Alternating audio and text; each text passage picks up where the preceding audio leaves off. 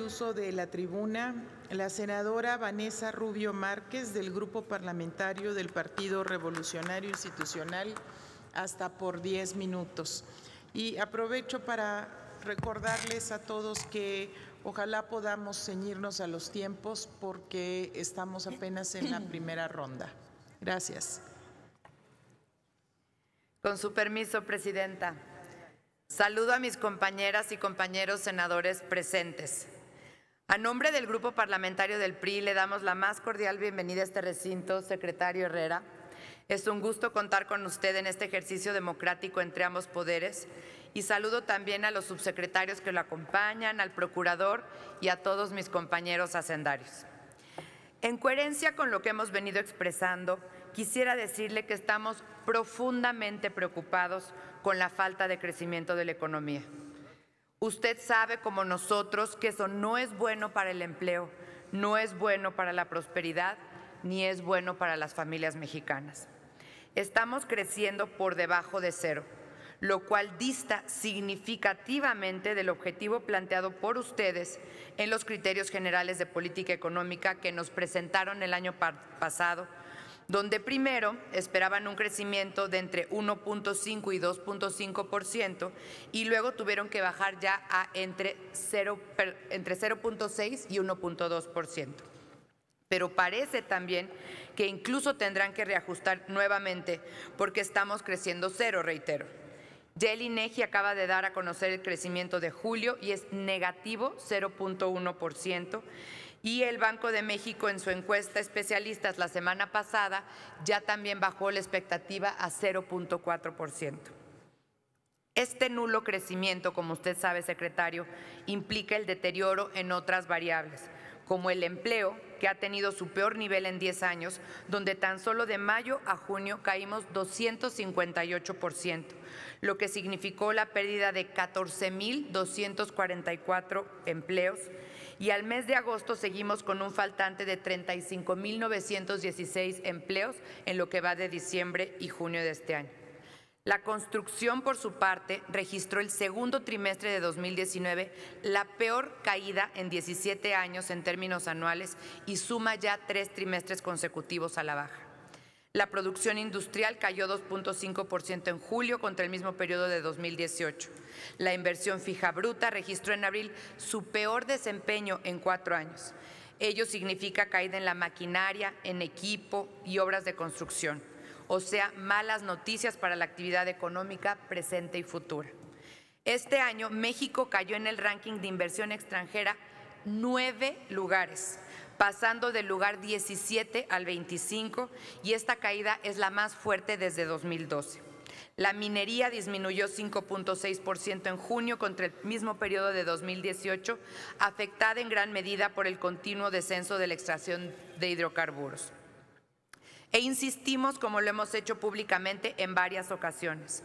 Han habido varias decisiones que se han tomado fuera de la Secretaría de Hacienda y Crédito Público, es decir, sabemos que no han sido responsabilidad de la Secretaría que hoy encabeza usted, ni la que en su momento encabezó el entonces secretario Ursúa, pero definitivamente han afectado la credibilidad de los inversionistas nacionales y extranjeros en nuestro país, la certidumbre, el anclaje económico, las perspectivas de las calificadoras y, en última instancia, el crecimiento económico que genera empleos, o más bien la falta de crecimiento que deja de generarlos.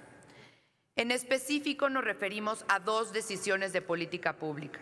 Primero, la cancelación del nuevo Aeropuerto Internacional de la Ciudad de México, lo que nos costó, según los cálculos más amplios, entre lo que se perdió y se perderá por pagos a los tenedores de bonos y fibras, a los contratistas, al crecimiento futuro del empleo, al comercio, a la inversión y al turismo, hasta incluso 2.9 billones de pesos. Es decir, la cancelación del aeropuerto más la no construcción del mismo, que son 2 cosas diferentes, nos costó hasta 50% del gasto neto total para 2019.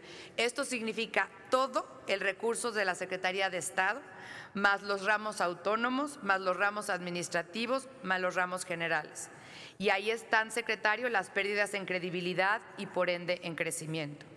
La segunda decisión que nos ha llevado a crecimiento cero, a nuestro juicio, es la de echar para atrás los cambios de fondo al sector energético, sobre todo en Pemex, lo que ha implicado meter recursos públicos a la empresa en vez de destinarlos, por ejemplo, a la salud, a los medicamentos, a la educación, a la agricultura, a la investigación o al medio ambiente.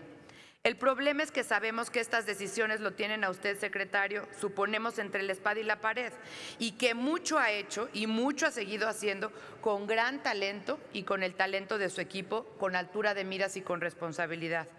Porque por una parte le exigen responsabilidad fiscal y que se mantengan las calificaciones crediticias y por el otro lado no lo ayudan precisamente a seguir decidiendo, instrumentando en otros lados las políticas adecuadas para crecer.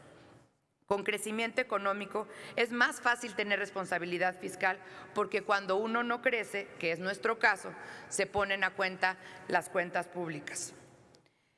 Este será sin duda, secretario, un dificilísimo cierre de año en materia de finanzas públicas, sobre todo dado el contexto de menor crecimiento. Nos da mucha pena por México y los mexicanos que se vaya a tomar una parte del Fondo de Estabilización de Ingresos Presupuestarios, que según los cálculos de su secretaría será una merma de 121,000 millones de pesos, lo cual representa el 41% total de este fondo. Y se va a usar este ahorro de todos los mexicanos, desafortunadamente, para tratar de subsanar errores generados internamente. Vale la pena recordar que este fondo, este colchón que se hizo con dinero de las y los mexicanos, se incrementó en los últimos 6 años en más de 1,500%, pasando de 17,453 millones de pesos a 279,771 millones de pesos. Y ese ahorro era para una verdadera emergencia, como un choque o crisis internacional, pero en este caso la emergencia se produjo como resultado de decisiones internas. Es una lástima porque nos estamos gastando el ahorro del país que era para una crisis. Y de tener una crisis en el futuro, tocamos madera, pero no es improbable porque la situación internacional se está poniendo verdaderamente difícil ahora sí, estarán muy limitados los márgenes de acción y esa siempre en Hacienda es una mala posición en la cual estar. Secretario, tenemos, como ya usted señalaba, la latente guerra comercial entre Estados Unidos y China, el desenlace del Brexit, la recesión en Alemania, el menor crecimiento de las principales economías del mundo, la moratoria de pagos en Argentina, problemas geopolíticos como el que acaba de pasar del ataque de drones a la refinería más importante del mundo, Arabia Saudita, y el riesgo, y este lo quisiera destacar, que dado el contexto político actual en Estados Unidos, el TEMEC no sea aprobado. Reitero, tocamos madera de que no sea así, pero no podemos cerrar los ojos ante una posibilidad que estamos viendo que se podría materializar y que cada vez se complejiza más dado el entorno político en nuestro país vecino del norte. Es decir, el presente económico de México es necesariamente malo si estamos creciendo cero. Ahí sí no hay vuelta de hoja. Pero puede ponerse peor con esta mezcla de riesgos, incertidumbre y volatilidad internacional. En este sentido, quisiéramos hacerle las siguientes preguntas, secretario. Primera, ¿cómo le van a hacer para crecer este año entre 0,6 y 1,2%? Porque como estamos creciendo cero al primer trimestre, significaría que el segundo deberíamos de aumentar el crecimiento en entre 1,2 y 2,4%, lo cual, como usted sabe, se antoja a estas alturas muy cuesta arriba. Segunda pregunta, secretario. ¿Hasta cuánto más calculan que vayan a utilizar el Fondo de Estabilización de Ingresos Presupuestarios? Nos dijeron, reitero, que serían 121,000 millones de pesos, que es el 41% del total, pero puede ser más, ¿cierto? Y quisiéramos saber en su caso hasta cuánto más calculan usar. Tercera pregunta, secretario. ¿Cómo le van a hacer para que el año siguiente se crezca entre 1,5 y 2,5% según los criterios generales de política económica que nos presentaron para 2020? Si eso se esperaba este año y no estamos creciendo nada. Y si seguimos en la inercia, pues vamos a crecer también cero, salvo que hayan contemplados grandes cambios estructurales que nos encantaría conocer para cambiar esta dinámica de crecimiento que estamos teniendo actualmente. Cuarta, secretario, se han percibido recientemente discrepancias en los números de Pemex. Por ejemplo, en la presentación de resultados al segundo trimestre de 2019, Pemex informó, y compañeros, que esto es muy importante, en su base de datos institucional, que su producción a junio es de 1.692 millones de barriles diarios. Pero en el documento Estadísticas Petroleras, que también emite Pemex en su página oficial, dicen que fue de 1.671 millones de barriles diarios. Y en la presentación del director de Pemex en la llamada mañanera del 24 de septiembre, dijeron que habían sido 1.676 millones de barriles diarios. Y por su parte, la Comisión Nacional de Hidrocarburos dice que son 1.648 millones de barriles diarios.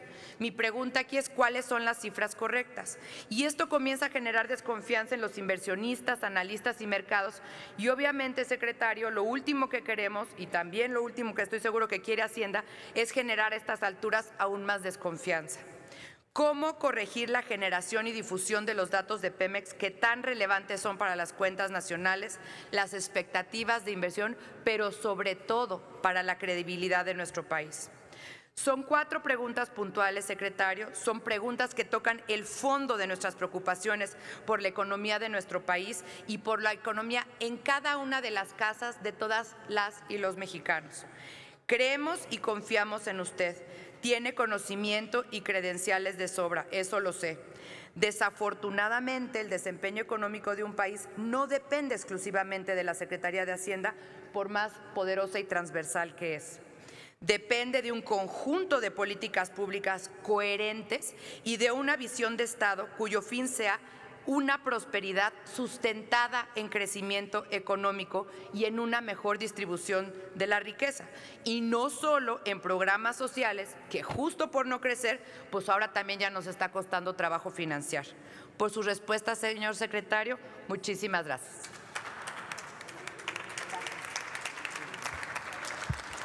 Gracias, senadora Vanessa Rubio.